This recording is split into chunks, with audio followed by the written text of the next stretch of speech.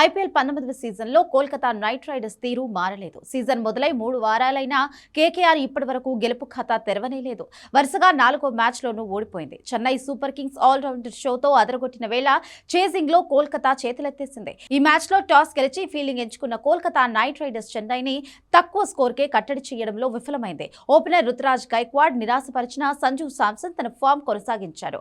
మరో బ్యాటర్ ఆయుష్ మాత్రేతో కలిసి దూకుడుగా ఆడాడు. రెండో వికెట్కు 47 పరుగులు జోడించారు. ముఖ్యంగా ఆయుష్ మాత్రే విధ్వంసం సృష్టించాడు. కేవలం 17 బంతుల్లో 6 ఫోర్లు 2 సిక్సర్లతో 37 పరుగులు చేయగా సంజు 48 పరుగులు చేసి అవుట్ అయ్యాడు. తర్వాత బ్రేవిస్ సర్ఫరాజ్ ఖాన్ ధాటిగా ఆడుతూ స్కోర్ పెంచారు. వీరిద్దరూ కేవలం 29 బంతుల్లోనే 51 పరుగుల పార్ట్నర్షిప్ నెలకొల్పారు. బ్రేవిస్ 29 బంతుల్లో 41 పరుగులు చేయగా సర్ఫరాజ్ 23, దూబే 13, ఓవర్టన్ 7 పరుగులు చేశారు. అయితే చివరి ఓవర్లో కోల్కతా బౌలర్లు చెన్నై బ్యాటర్ల జోరుకు కళ్లెం వేశారు. ఫలితంగా చెన్నై సూపర్ కింగ్స్ 20 ఓవర్స్లో 5 వికెట్లకు 192 పరుగులే చేసింది. కేకేఆర్ బౌలర్స్ లో కార్తిక్ త్యాగి 2, అంకుల్ రాయ్, నరైన్, వైభవ్ అరోరా ఒక్కో వికెట్ తీశారు. తర్వాత చేసింగ్ లో కోల్కతా నైట్ రైడర్స్ చేతులెత్తేసింది. ఇంపాక్ట్ ప్లేయర్ గా వచ్చిన ఓపెనర్ ఫిన్ అలెన్ మళ్లీ నిరాశపరిచారు. సునీల్ నరైనా క్రీజులో ఉన్న కొద్దిసేపు భారీ షాట్లతో అలరించాడు.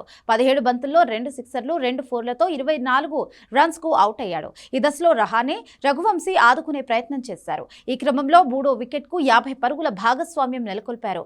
ఇద్దరు అవుట్ అయిన తరువాత సాధించాల్సిన రన్ రేట్ పెరుగుతూ వచ్చింది. Rinku Singh, Cameroon green duck out అయ్యారు. దాదాపుగా అక్కడే కోల్కతా ఓటమి ఖాయమైంది. అయితే పావెల్, రమణ్ దీప్ సింగ్ ధాటిగా ఆడడంతో ఏదైనా అద్భుతం జరుగుతుందేమో అనిపించింది. అయితే అంశుల్ కాంబోజ్ అద్భుతంగా బౌలింగ్ చేయడంతో అలాంటిదేమీ సాధ్యపడలేదు. దీంతో కోల్కతా నైట్ రైడర్స్ 20 ఓవర్స్లో 160 పరుగులు చేయగలిగింది. సిఎస్కే స్పిన్నర్ నూర్ అహ్మద్ 3 కీలక వికెట్లతో కేకేఆర్ ను దెబ్బకొట్టాడు. ఈ సీజన్లో కేకేఆర్ కు ఇది 4వ ఓటమి. అటు చెన్నై సూపర్ కింగ్స్ కు ఇది 2వ విజయం.